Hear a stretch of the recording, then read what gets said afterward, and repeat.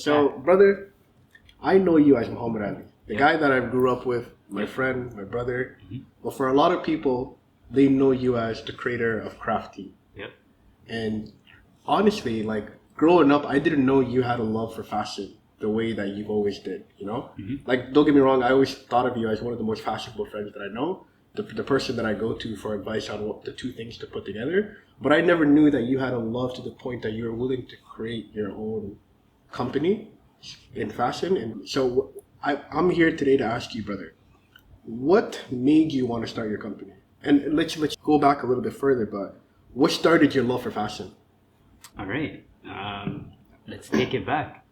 It's a good question. Specifically in 8th grade is when I consciously made the decision where I'm going to stop wearing what's given to me and I'm going to start picking what I want to wear. No more Wahoy is putting you. Exactly. That was the grade where I even remember the first shopping trip where I was like, all right, this is on me now, right? We're not going to know. You actually knew what to put together at that age? I didn't. I always used to ask my sisters. I fumbled so bad. I fumbled so bad. So I remember I ended up being very experimental around like 8th, 9th grade and just trying a whole bunch of stuff. And then, but still enjoying it, you know, like the freedom of picking what I wanted to wear was an enjoyable like task for me, you know, like picking my outfit during the days and shit throughout the years was fun. Correct. So we ended up going to a high school that had a uniform, right? So that kind of limited Scarlet Heights. Yeah, put me in a box. So like obviously, you know, like you can't really do as much as you want to do. So it became kind of like a side hobby, like after school, weekends and stuff like that. I'll start looking online of what like different celebrities are wearing and shit, you know, just getting inspired and just getting ideas for what I could possibly put together with the limited money that I had at the time, you know. And at that time it was like when snapbacks were just getting hot and shit. That's when I was like first on that, you know, just trying to beat the rush and still getting the stuff that I enjoyed, right? And being that we were in a high school that had uniform, this can only go down after school on weekends and shit like that, right? So fast forward to end of high school, beginning of college and stuff like that, once we started to get some money in our pockets. OSAP. I remember just going to the mall for the first few times that we were getting money and just spending bags on clothes, right? Oh, you weren't good at money, bro. I was terrible at money. Listen, I'll be the first to admit it. Back then, OSAP jobs are the first thing you think about. I need back then, I was like, yo, I need to change my closet. Like, I need to get drippy. Like, you know, like, I was thinking about this shit, you know? I got you. Yeah. That love carried on for all those years. And then I started to notice, as time went on, after we started to do that for a little bit, as time went on, I started to notice the shift in different styles. More people stayed towards a specific style. Let's call it like the hoodman style. Yeah. Where like the track suits and like the Jordans and whatnot. And then others kind of shifted off to like the more business casual trench coats. And like I saw a lot of those, like, you know, sweater vests and shit, turtlenecks, you know, like that group over there. And I kind of found myself in a weird mix between those two. I still enjoyed the high fashion guys, but I still really enjoyed dressing down, like comfort wise. So I found like a little medium in between. Started going to like different stores that I never been to before. This is like around 2016, right? Yeah. And the love for fashion is continuing, but this is all just a side hobby, just when I'm ever just on my personal time. It's never been expressed, you know? Okay. I've only just worn stuff and gotten compliments. So when did you have an idea that, hey, I want to actually make this into a company? I'm getting there.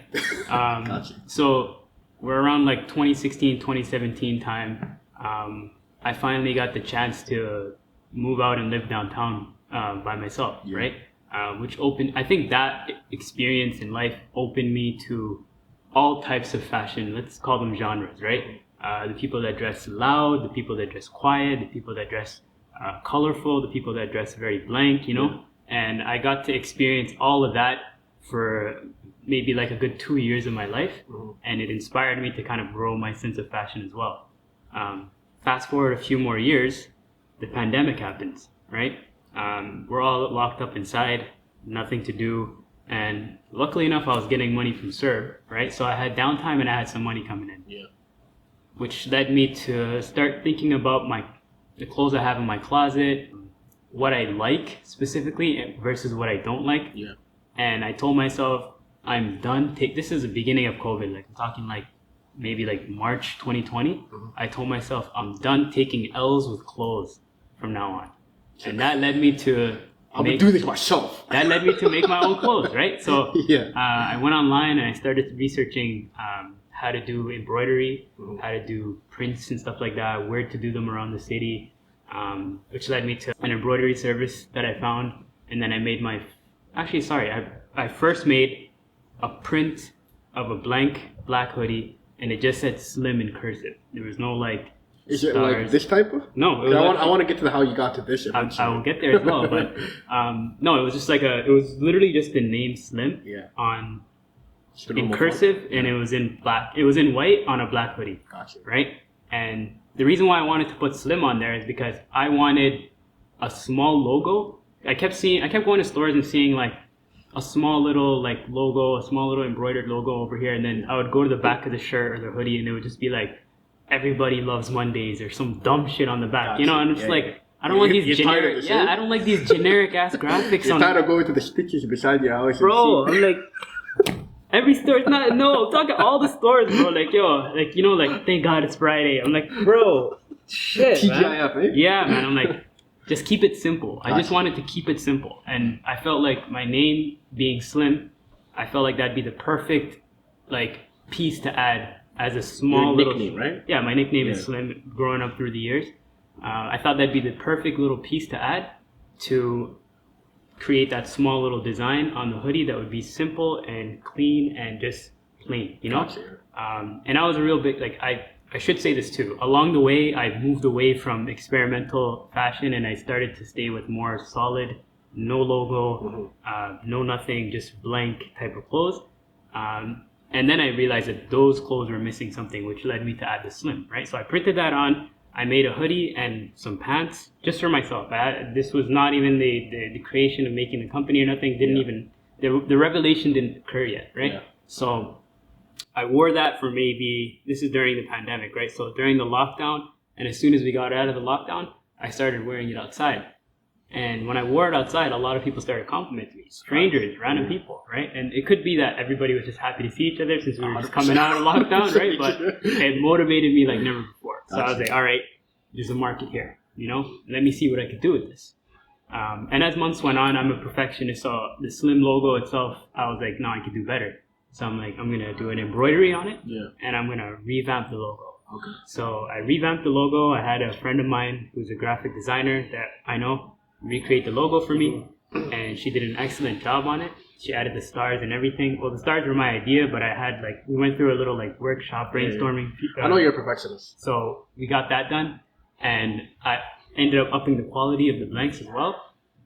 And I started making more, right? With the new logo and everything. And for a long period of time, all I had was my clothes and the logo of Slim, right? But I knew I needed to have a company and a name if I wanted to brand this. Yeah. Right? So around maybe, I'm thinking August of 2020. Yeah. That's when I was like, all right, I need to come up with a name. So I went in my car at the time. I sat in my whip. I wanted to ask this. Listen. Because to be honest, till this day, I don't even know. How did the name CRAPH.T ever happen? I'm getting there. Because I've never associated with it. Just typically people like to associate. You wouldn't be surprised if I came out one day like Booyaka Booyaka or something like that. Because I used to say that all the time as a kid. Or I say Jama Productions or something like that. But how did you ever get to CRAPH.T? It's a really good question. So I'm in my car. I'm sitting there and I'm like, I need a company name or I need a business name. I can't be branded as Slim because I'm Slim and I want to brand my clothes as Slim. Yeah. You know, I don't want the company to be Slim because I want to diversify my creations when it comes to my designs and stuff, and I want it to be more than just Slim eventually. So I need an umbrella to put this under. So I sat in my car. I was in there for 2 hours. I parked up at our old high school. I was sitting there chilling, and I told myself, okay, if I'm gonna come up with a name, it has to mean something, right? So I was brainstorming, coming up with so many different types of names and shit. And what led me to CRAPH.T was, when you think of the word CRAPH.T, you think of the word craft, right? Yeah, arts and crafts. Craft is like putting something together, which is essentially what I'm doing. It's putting stuff together. Forging something, right? Yeah. But when you think of the word crafty, right? I personally think of like being smart. Pause. Am I stupid? I'm just taking this in. CRAPH.T is kind of CRAPH.T. It's like the word craft. Yeah. I just put two and two together. I didn't know that. You're so slow, man. You're so slow. But keep going. Sorry. But anyways, right? When I used to think of the word crafty, I used to think of being outside of the box and coming up with your own. And let me translate that. And the only reason why I think about that is because it translated to me through basketball. Like when I hear somebody say, "What a crafty finish," right? It's somebody being unorthodox enough to work their way around something and still make the basket, right? Yeah. So that word, being crafty, stuck with me. Like the people that I consider crafty are Kyrie Irving, Tony Parker, Allen Iverson. These guys all have a bag, right? Ginobili. These guys all have a bag. And when I think of the word crafty, I think of like being unorthodox and stepping out of the normal bounds that you're supposed to be in and making your own stuff. Essentially, it's more of a metaphor, right? I took the basketball word and I made it a metaphor to what I'm doing. And I'm also crafting my own things, right? My own clothes. That's incredible. Man. So it's kind of like a double meaning. The word, like, on paper, you read craft because there's, like, only those letters there, right? And then the dots there. It's a craft, right? But when you know that it's CRAPH.T, together it's CRAPH.T, then you're putting that word in your head, too. That's pretty cool. If you can get that far, at least, I just got that far right now. This will all be translated. Me and Mukhtar are working on a documentary, and this is all going to be translated in there. Yeah. This is another thing, too, that I thought of way after was, like, the T is also for Toronto. Like, that's a triple no? I wanted my website to be crapht.to. So, man, I wanted my website to be crapht.to, CRAPH.to, like www.craph.to. And then I wanted the TO to represent Toronto, but that domain name was taken, so I had to just stick with crapht.ca. Oh, okay. You didn't get to put the T in the. No, I wanted the T to be my domain name, the dot whatever. Gotcha. Because you can do that. You can do .io, .to, and all. That I know. So like. I couldn't do that, but that would have been the triple entendre, Yeah, that would have been some Jay-Z shit right there, man. I'm not gonna lie. Would have been so nice. But all in all, what I'm trying to explain for the name of crafty is this is some like if you know, you know shit. Like if you do your research and if you know vocabulary enough, you can make these connections. What are you trying to say? It's not just random. What are you trying to say? I just explained it to you, so you got it. But like, there's niggas like you that are out there. You know what the funny thing is? Yeah. I've been part of the process since the get-go, so I've known about the creation of your company. And now the fact that 2 years in, I'm putting shit together now. Yeah, I know. 2 years in, eh? It's even crazy to think that we're 2 years in, bro. But let me ask you. Okay, so you're in your car. You thought of an awesome name. Yeah. What's the next step? What are you doing next? I actually had my original Instagram account as a photography account. Yeah. And then I changed the name to CRAPH.T immediately when I came up with the name. Made sure that wasn't taken. Okay. So changed the name. You got your social media in check. Got my social media in check. Everything ready.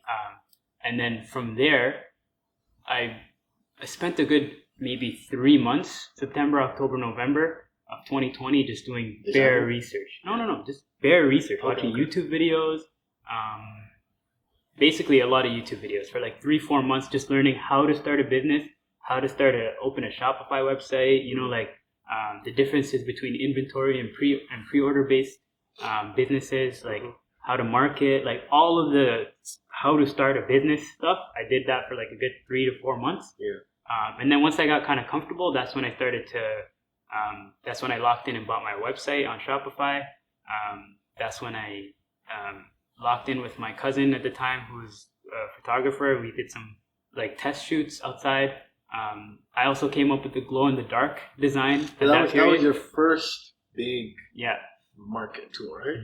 The fact that you were like the first person to come up with a glow in the dark. Was it a hoodie first? It was a hoodie first, yeah.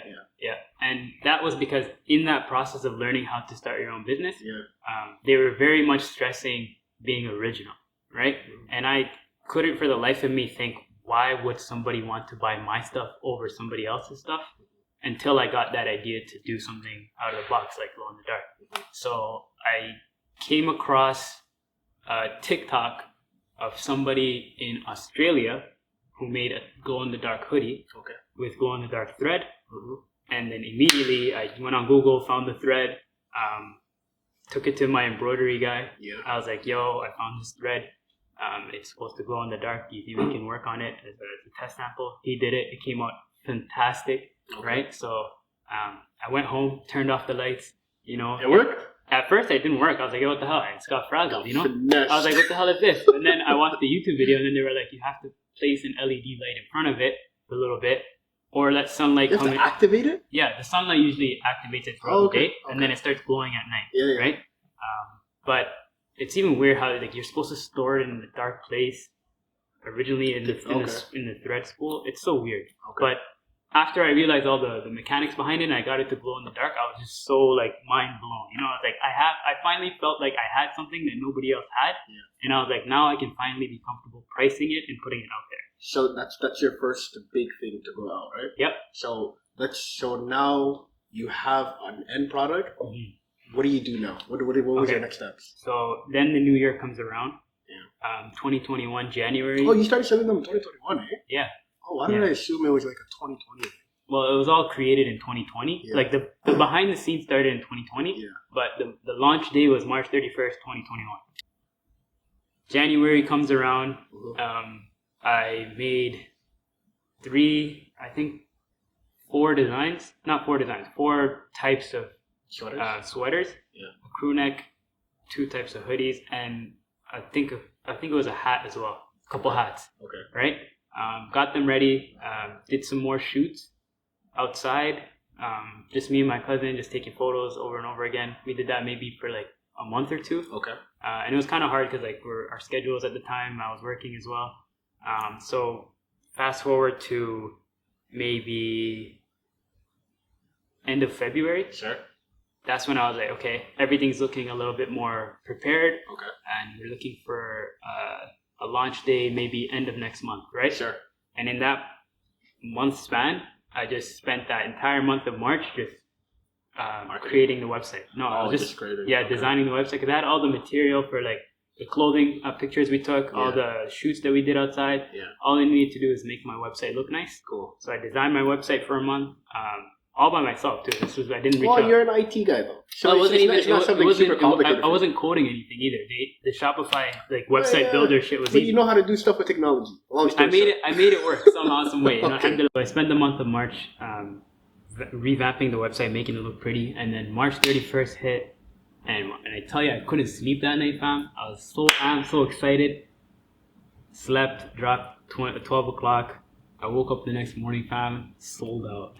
I was so shocked, man. You know, something that still hurts me to this day? I wasn't part of the first group of people that got a Slim hoodie. I know. I had to ask you. Somebody. Okay, thank you. Couple people messaged me on the ones when they saw me teasing it. So did I. You did. I did. You know what you told me? I got you, don't worry. And then you know what I saw? Yo, the Jeep was closer. What do you want me to say? We lived the same place. You didn't live there at the time.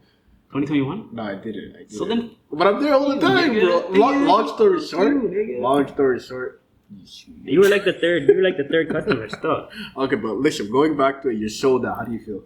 Oh, so Did you feel like the work that you've done in the past few months, like there's actual results happening, and this is actually a real thing? You know, man, I'm so self-aware that I didn't feel like that. You know why? Because I was telling myself, yo, this is your first month. Because mind you, I did a lot of the research told me that you're going to get an initial spark at the beginning, and there's going to be a dull period where you go down, so be ready. So in my head, I was already ready, bracing for worst case scenario, so much so that I couldn't enjoy that as much as I did. You know, right? To be real, and I don't mean to cut you off, I've always told you that I think you should always celebrate the little things that come your way. You have told me that several times, actually. Like, not to jump too forward into your story, but like the fact that you were sold out day one. Awesome. Yeah, that was the fact that you had a really good Instagram page where a lot of attraction came. Remember, I tried to celebrate with you. Yo, your first 5,000 followers.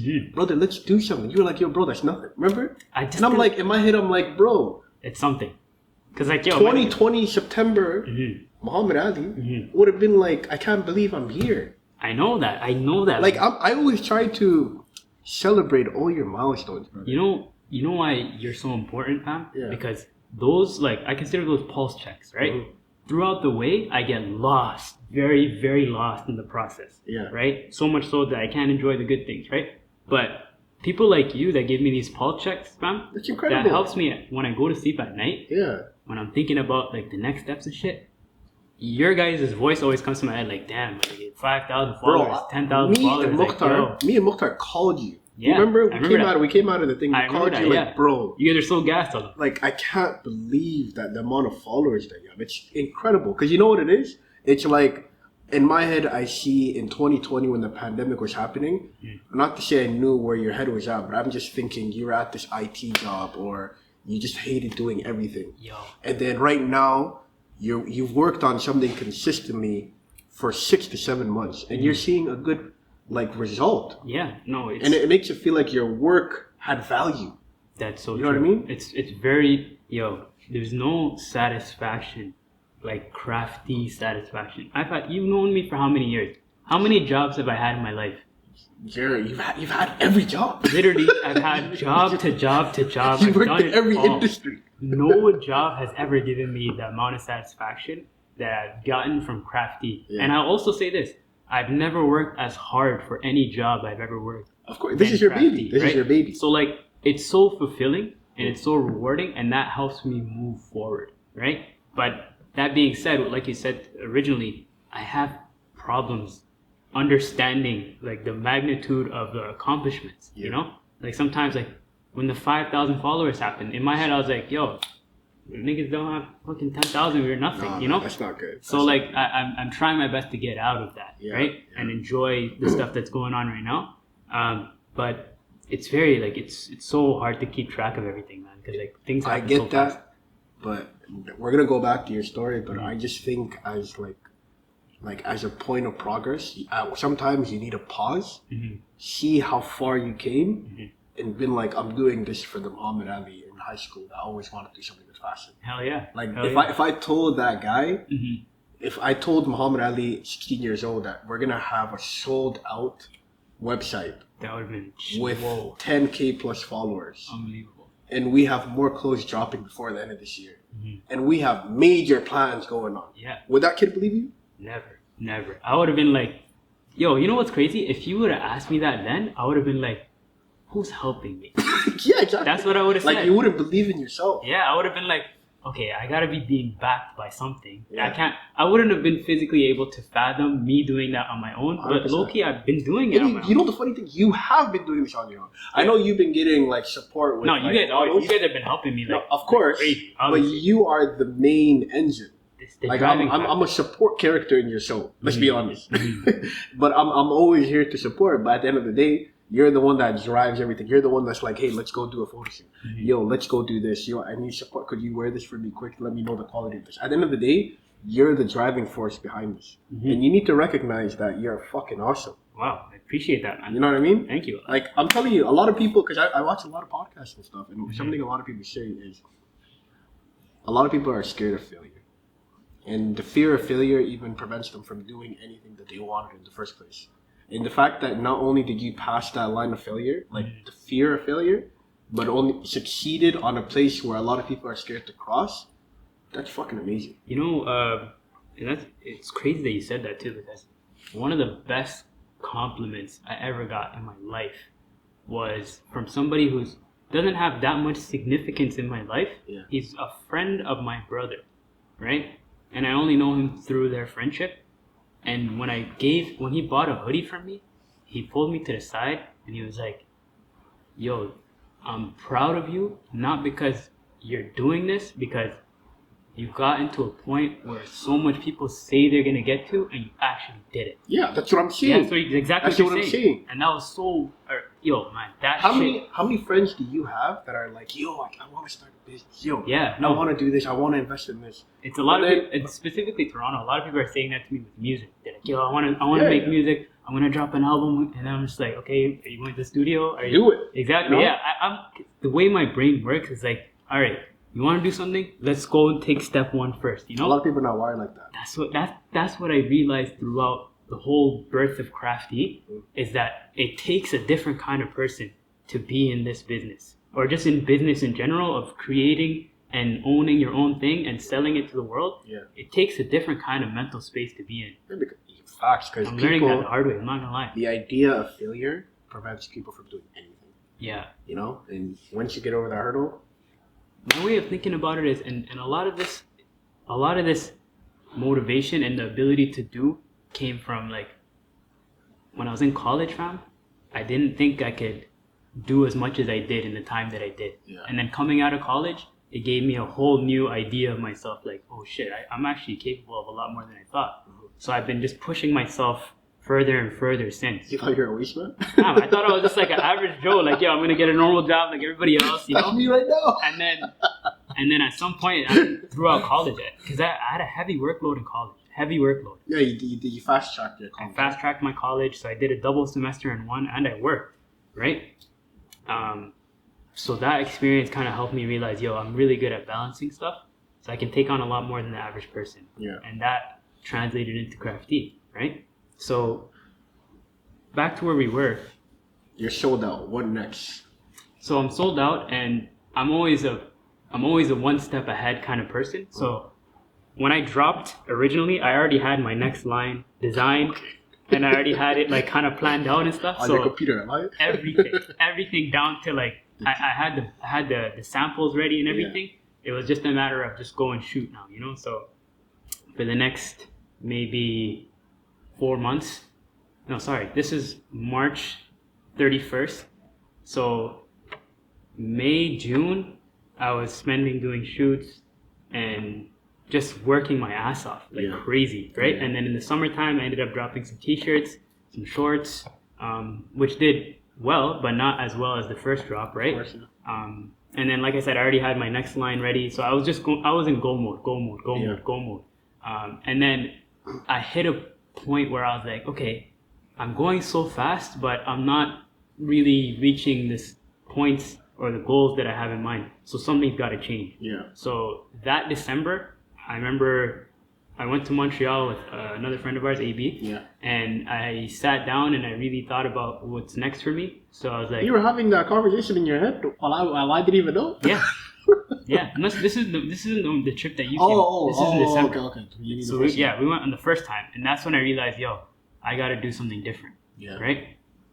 And I was dropping my line at that time. I was dropping another collection at that time. Yeah. Right. And I was just looking at the trend of numbers. You know, my numbers were still good, but they were going down. Yeah. You know, so I was like, okay, I need to sway this up a little bit. So I came to the realization that I need to start selling what my actual seller was, which was my glow in the dark. So for the next few months, I started looking into the glow in the dark idea. Yeah. Trying to rebrand it. I spent a lot of time researching marketing videos and whatnot, trying to push myself. And then I came up with a marketing plan for the first time. Because mind you, I was just in go mode. I was just doing what I knew the whole time. Yeah. I wasn't planning well, right? Gotcha. So I came up with a marketing plan, a 4-month strategy, and I told myself, spring, summer, I'm gonna put this to use. Mm-hmm. And alhamdulillah, it ended up being really good. Right now we're talking 2022, right? Yeah, this is 2022. So this past spring, summer, I put my marketing plan to use. And I had a major hiccup actually, which I didn't expect. I didn't even know. What was it? I had a major hiccup. My main source for like embroidery they left. was fucking me up so badly. Expensive? Financially and quality wise. Oh, you found out that they weren't even giving you the best trash. Okay. Like the person that I was going to wasn't like, at first they were putting a lot of time and effort into my stuff. Good stuff. And then they started like, you know, pushing me to the side because they realized that I was consistent money for them. Yeah, okay. You know, so once I found that out, You left. I cut him out, and then I had a little weird. It's such a shitty time when shit goes wrong in CRAPH.T, because like the amount of effort and work and shit I put into it, when stuff goes wrong, like my body almost shuts down. Like Yeah, I can because- only think about that. It's different when you're at work Mhm. and you're working at a company, and then let's say you're working on something and it goes south. Mhm. Like, I don't care. At the end of the day, Yeah, it's just a job. it's just, I you can just get another clock job. 9 to 5. But when something that you create Mhm. and everything, all the results is Yeah. fully dependent on the output that you put in, Mhm. you're like, damn, what did I really mess up on, right? Exactly. So that's why you were feeling that way. There was time lost. There was money lost. You know, like I Oh, was- the money loss. Yo. I just took that in. yo. Well, if I can ask you, Mhm.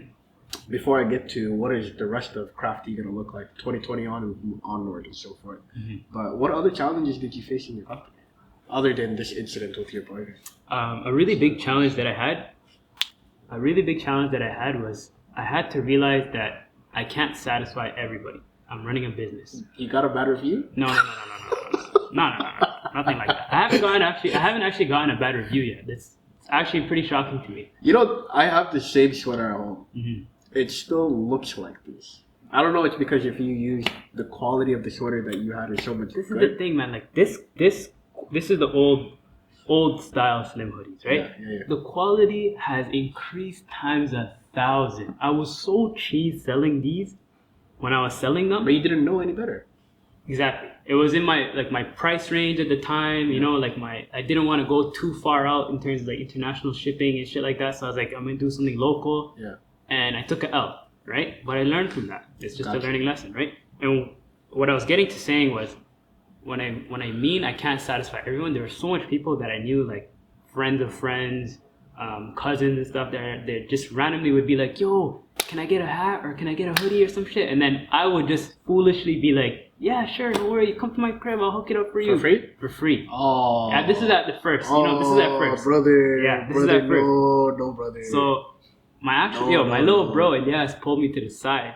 Oh, and he good. was like, whenever you give somebody a slim item, Yeah. he told me this like the most stern way my little bro ever talked to me. He said, whenever you give somebody a slim item, Yeah. you better be getting money in return, 100%. no matter who it is. 100%. And I was like, bro, it's not that. He's like, no, it's that easy. It is. He's like, when you go to a Yeah. store, Mhm. they don't give you the shit. Facts. You buy it. Yeah. I was like, yo, that was like the reality check I No, needed, you know? I think about like this. If you go to an Apple store, Mhm. you're not gonna say, "Give me an iPhone." You're gonna pay for it I was thinking, because my reasoning being behind it was to get it out there, right? Exactly. I want to advertise my stuff as much as possible, and if Gotcha. people I know are willing to wear it, then it's free marketing, right? I But get you know you. what? I'm paying for it. Exactly. And I can't afford to satisfy everybody. 100%. So when he told me that, that's when I was like, that was the day I realized, yo, okay, I'm done giving everybody, you know, free merch, all that shit. If you're really, really my dog, you'll get something from me. But if you're just an acquaintance of mine, then you better be paying me, man. Brother, let me look. Just to touch on that. Mhm. I think knowing you should support that person more. Like there should be no freebies just because I know you personally. Yep. For example, and I don't want to like not to throw myself out there, but Mhm. I always tell you, like you always try to throw it to me for free, I know, right? I noticed that. And I what noticed do I always tell you? You're always like, nah. Treat nah. me like how you would be, Yeah, how you're you would always treat the like, people on the nah. CRAPH.T website. You're right, If you're right. add the shipping cost, add the taxes, bro. I'm willing to pay for that because I know the quality and the hard work that you put into your work. I know that. I don't need a freebie from you because It's I want to so- support you. You know what's crazy about that? And I'll take it even a step further. This is when the psychological part becomes weird for me, right? Because before I started CRAPH.T, there were other people I knew that had clothing businesses. Mhm. And I would fight them if they said, I'm giving it to you. Yeah, exactly. I'd be like, yo, Exactly, no, my exactly. nigga. Like, just how you said right now, I'm Exactly. going on the website, I'm paying Exactly. for it, I want the shipping, Yeah. and I'm going to post the box and it comes to my crib like it was shit. 100%. And I had that pride at that time, but now here I am on the flip side. I'm still... No, because I get where you're coming from. The more people that wear it, Mhm. the more like out there it is, the more like people can see it in total. They go on this CRAPH.T website, buy it for themselves. I get that. Mhm. Like I really do. But I really think you're short selling yourself. I am too. When I you so agree with you. when Trust like especially, and I think people like that are just not good people to have around Yeah, I because agree. they're taking advantage of your kindness, knowing that you're like, yo, this guy's gonna give it to me for free. Why do I have to buy it Exactly. on the CRAPH.T? When it should be the people closest to you supporting you the most. Exactly. You know what I mean? That's so true. Like no, I despise that train of thought. I somehow had to. It took me a year and some change for me to realize that, but now what we described it as, me and Ilyas, was I'm going from marketing mode to shark mode.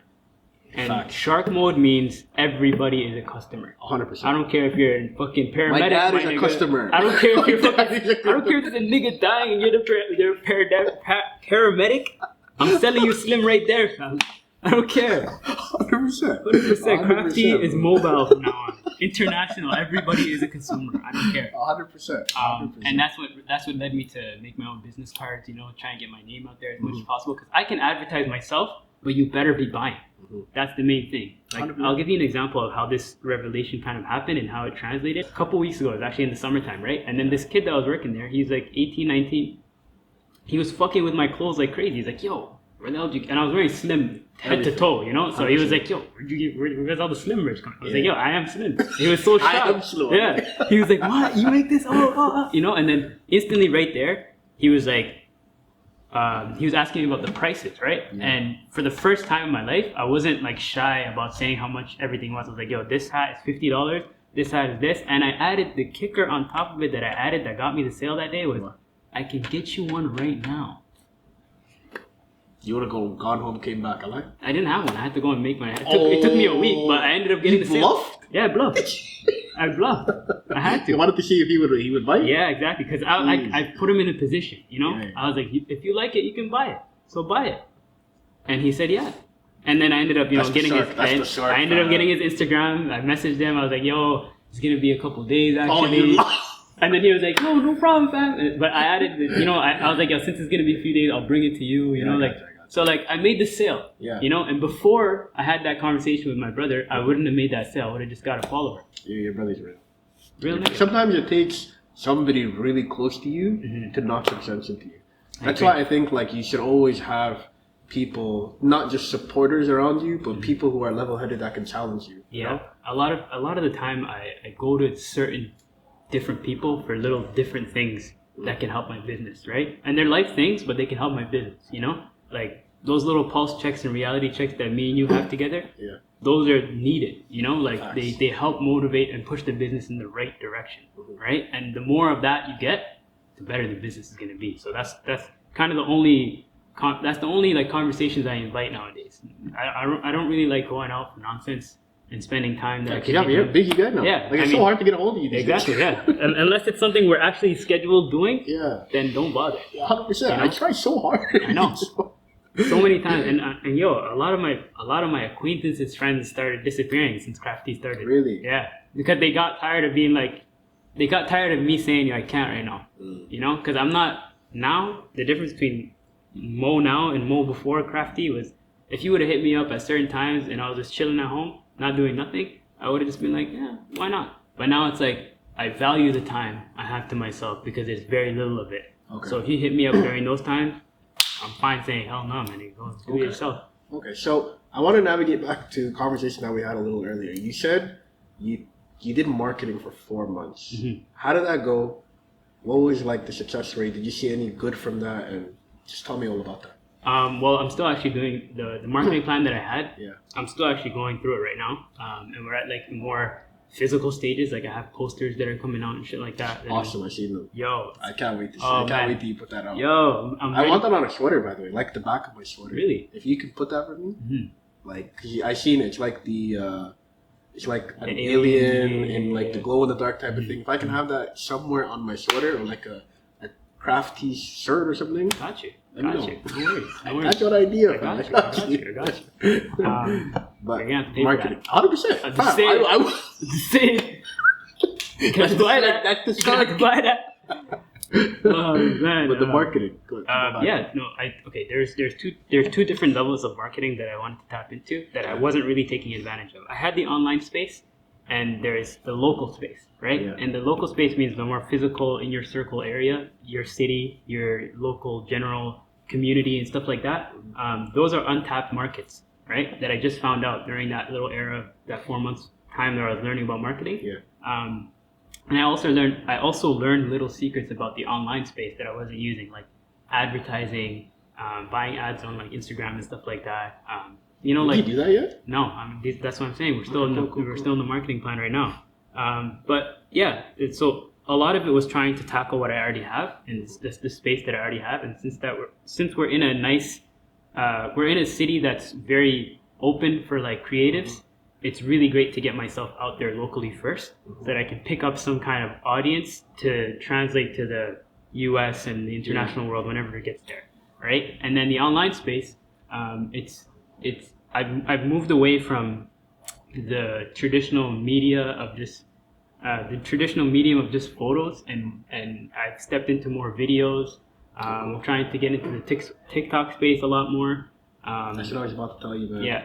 I'm about to tell you, I know so many people who blow up from TikTok, man. And a huge thing that I learned about was like graphic designs, like 3D animations and little like cartoons like that. Yeah. That grasps my eye a lot, and it's untapped marketing potential. So like all of that being said, this is going on right now, and it's supposed to be done around January, and then January, oh.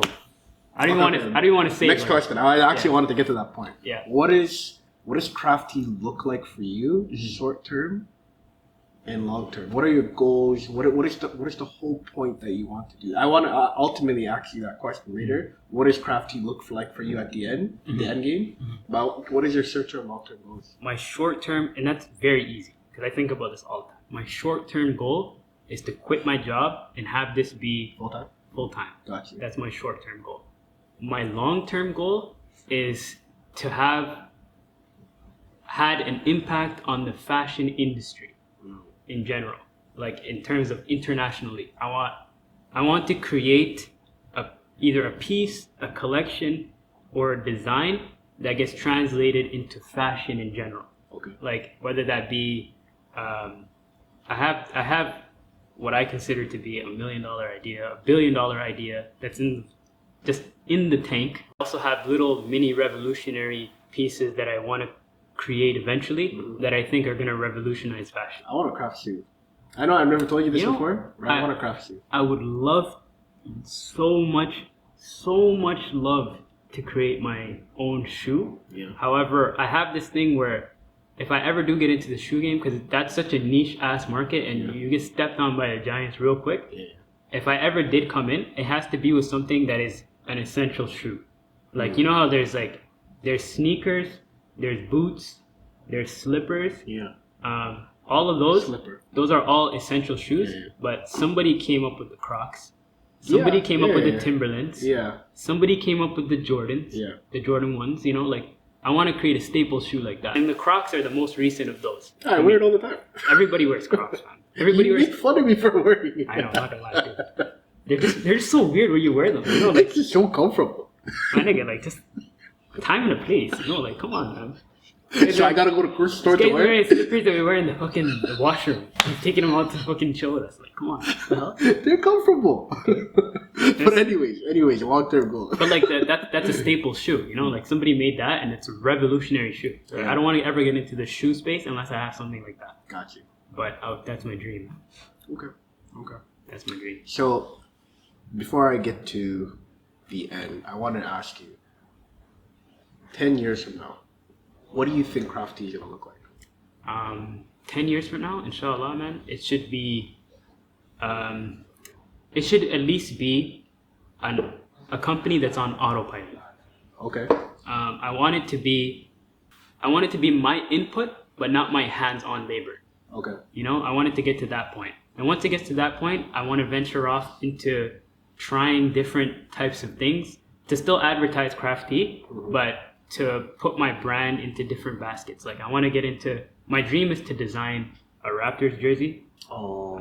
Like a CRAPH.T. Like an CRAPH.T Raptors jersey? That's my dream. Okay. Even a warm-up, if they give me actually, a warm-up. You know the thing is, the design of Slim is so subtle. Mm-hmm. It would look so perfect on like anywhere on like a jersey. Yeah.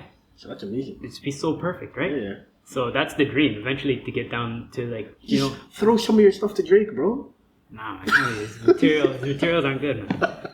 I love Drake's music, but his clothing materials, not for me. I feel you. But yeah, like I would love to do like really big collabs down the line, 10 years from now. Like Fortnite? No, I'm good. Fortnite X Slim? Fortnite X CRAPH.T. You wouldn't jump on the thought of being. I'll do it for the bread, but like, yo, what am I, like? I'm not gonna be like passionate about that project.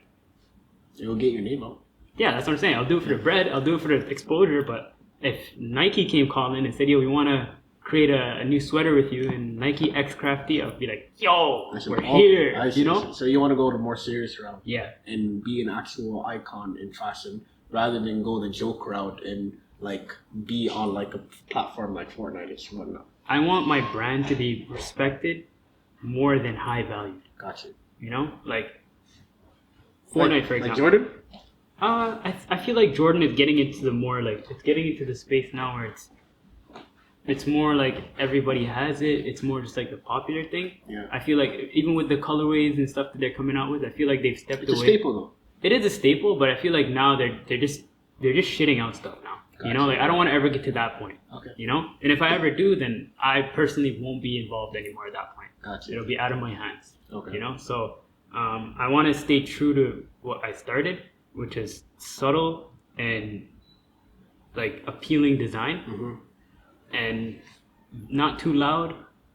I want to just stay true to what I'm already doing right now as long as I can. And in 10 years, if that makes the company to a point where it's on autopilot, I want to at least be dipping my toes into other things. Gotcha. Okay. Well, that's incredible, brother. I love how you have a 5-year, 10-year, 15-year, 20-year goal. Yeah. And ultimately, you know there's gonna come a point where you'll be off hands and you'd be like a Steve Jobs type of thing, where you're just gonna be adding like your creativity and letting other people do the work for you. Yeah. That's incredible. You know, if you know, like early on when CRAPH.T was just getting started and stuff, I used to always think about best case scenario on top of worst case scenario, and the only thing that I came up with was if I ever do get to a large amount of money, inshallah, I want to just try a lot of stuff. Like that's my main thing, is go and try shit. I don't really see myself wanting a lot of things, but I want a lot of experiences. What you mean, like the money that you get from CRAPH.T, you want to equal that into like your own life experiences? Yeah. Like you want to take that and be like, I want to do everything I've ever done before. Yeah. So CRAPH.T in a way is your gateway to your own freedom. Yeah, essentially, right? Yeah. Okay. Like I want to. This is a little subtle thing about me, but I've always wanted to learn how to fly a plane. You're never gonna learn. I can if I pay. I think Anthony's doing it. He can do it. I can do it. Yeah, but he went to school for that. That's what I'm saying. I know you're not gonna go to school. Why not? If I have CRAPH.T making me change, and if it's on autopilot, and I just have time and money, I can go to fucking pilot like school. A helicopter or an actual like a small little private jet. Commercial plane. Guy. I'd love to do it, man. I used to play those simulator games online. Such a nerd. I love them. Why you gonna hate on my parade, man? Why can't I be a pilot? Could be a designer, but not a pilot. Right? As soon as I leave the ground, that's when it gets real iffy, right? Nigga shouldn't be up there. I would love to do it, man. I would love to try it. Man. Like, you know, like there's so many things you could do in life that you just need time and money for. I get you. You know? I get you. So inshallah, man. Whatever CRAPH.T gets you. I know knowing you, I know it's gonna fly through the roof. Inshallah, man. And the amount of success that you currently have, like I know 16-year-old Muhammad would have been crazy. Can I ask you a question then? Of course. So, from the outside looking in, right? Yeah. The 2 years that have gone by, have I changed in any way? You have. How? You have. You're. You know, the thing is, I've always seen you as this quiet dude. Okay. Who got along with people. Don't get me wrong. You still have that aspect of it. But I'm noticing a change in your nature where right now you're very like focused in terms of where you want to focus your energy. Like before, you used to just do anything and everything. Where you're like, oh, I'm going to go to school. Oh, I'm going to go to this. I'm thinking over here. I'm going to, let me know if you want to do this. But now, what I really enjoy about, even though it kind of bites me in the ass because I don't get to see you as much often, is you focus your whole energy towards your priorities, and you, like the other things that come are just aside for you. And that's awesome because I know you're in your grinding stage where you just want everything to work. Yeah. You know? Yeah. And it sucks because I want to see you more, real shit. But you know, I know you're doing something for 40-year-old Muhammad to go learn how to do an airplane. Facts. You know what I mean? You know, think about the idea of, yo, my wife and kids, we want to go on vacation. Yeah. I could just go and get the keys to the plane and ship us? 100%. Bro, like, 100%. how can I not try that? You should good to do. That's the thing. Go do you. Gain what you think is success in your own way, and then later, don't forget about it. You know what I mean? You guys Just are on the throw ride. me a plane. You guys, unless you really let me drive, unless you really let me drive, come on. Fam, you were the first person I know You to can't drive. be doing this when I'm on the fucking cruising like this. Alright, come on. Be real. Be reasonable. I went to school. Like, Fam, I would trust you, bro. Listen, I would trust I went to school, fam. You're the first person I know to do anything. You learned how to drive first. Yeah. You got a job first. Yeah. You're gonna be the first nigga I know to drive to be on an airplane. I need to be cruising like this on a plane once in my life. Like, yo, I'm in a cloud, eh? You're gonna have me, if you crash, I'm telling you right now. If I crash, I'm crash- grabbing the only parachute. You better stay there. You gonna let me die, fam? Fam, if there's one parachute, my nigga, like the pilot's going. Like, are you kidding me? Like, The I funny could use my resources the for pilot other usually is planes. the one that dies. Why? Because he gives up the thing? I think so. I don't know. But yo, I never hear of a pilot surviving. The people on land need my skills for flights. The pilot is the one who's. What skills do you have, fam? The You pilot need to is the go. one at the very end still trying to make sure everything's fine.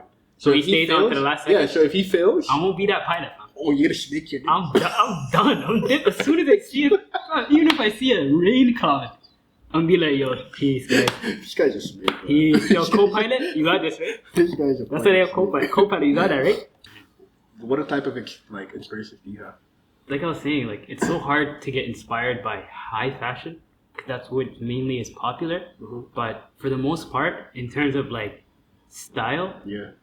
I very much gravitated towards I would say like the not so like, because hip hop is mainly where I got my inspiration from when it Gotcha. comes to fashion, Yeah. and I had a very big like love for the '90s hip hop growing up, right? And I loved how simple they kept it, right? But I just didn't like the types of style, like like some of the stuff they're wearing back then can't get translated to today. So I always wanted to put my own little pop on it, Gotcha. So I would say like Nas, fucking a lot of Jay-Z, a little bit of ASAP Rocky. But when it comes to like designers, like since I've started CRAPH.T and I've been doing more research on fashion, like the history of fashion, I found a lot of inspiration from like Japanese designers. Oh, damn. He made a lookbook in the 90s, right? Of just like designs he made that never got like mass produced. And he was a famous designer in Japan. And just what's in there is so revolutionary, my nigga. It's like, he just... Takashi Murakami. Takashi Murakami, my nigga, the man is just a revolutionary. He sticks to the same principles that I do. Smart, subtle, simple, not too loud. And that aesthetic, he sticks to that. And when I read his lookbook, my nigga, I was like, holy shit. That's when, I don't know if you saw that CRAPH.T sweater that I made. Which one? The one that has CRAPH on it's like a crew neck. I'll send you a picture of it. Yeah. But I was wearing it a couple weeks ago. We went to that dinner at that steakhouse. You're wearing it? I wasn't Yeah. paying attention. So it's just a regular sweater that says CRAPH.T in like a silhouette like this. Yeah. But if you really, I'll send you a picture of it. But if you really look at the design, there's such meticulous design on it. Yeah. And it makes it just pop and flare to me that like no other. And it's Yeah. inspired by Takashi Murakami. So Okay, that's those cool. Japanese artists really know how to do it well, in my opinion. Like Well, I don't really like the European / American fashion. Yeah. I very much enjoy Asian fashion sense. They're always first with everything. When I was in New York, all the Asian kids are swag. That's different. But they're always Because they wearing. got money. I understand they have We're money, broke. but like the difference is they're wearing stuff that was ahead of the curve. Yeah. Like they were buying Balmain and all that shit way before the niggas were. Like all the niggas in the club, man, they wore True Religion in the 2000s. Niggas were wearing that in high school. Like, what the hell? So like, They know something we don't know. yeah, right? like they have, because it's all made in China at the end of the day. So like they have it up. They have access. That's true. But So those Asian designers, big inspiration for me right now. okay.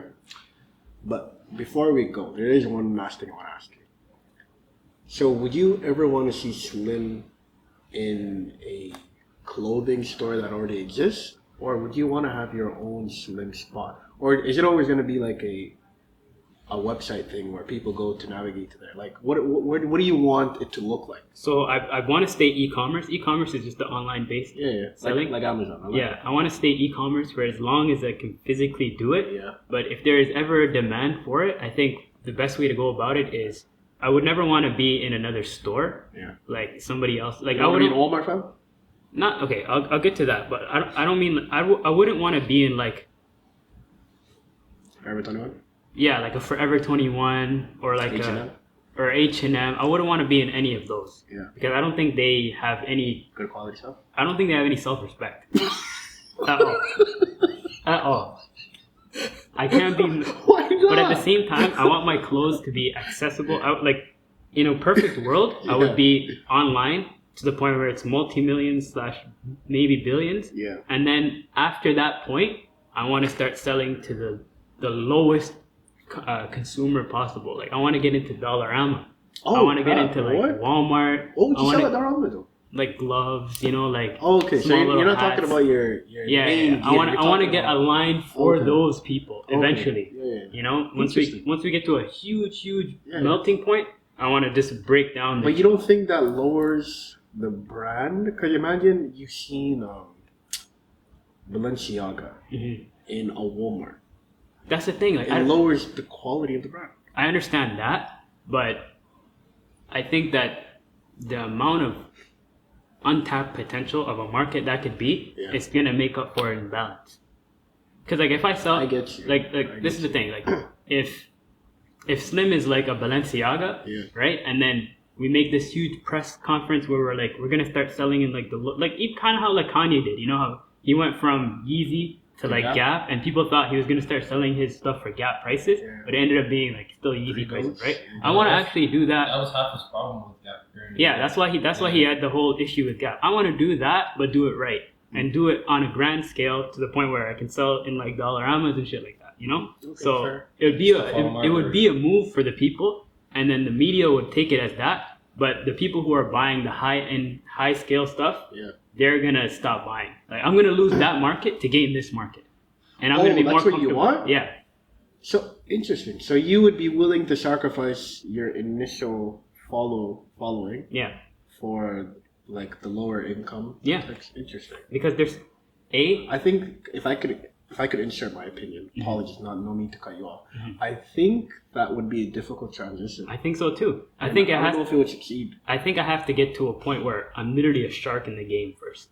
You know, like I'm like a Nike Reebok almost. You know, or an Adidas, that type of level, and then start backtracking to the rest of the people. Yeah. I think the reason why I think it would be balanced, there would be a balance there, is because the highest bidders have the highest amount that they can bid, right?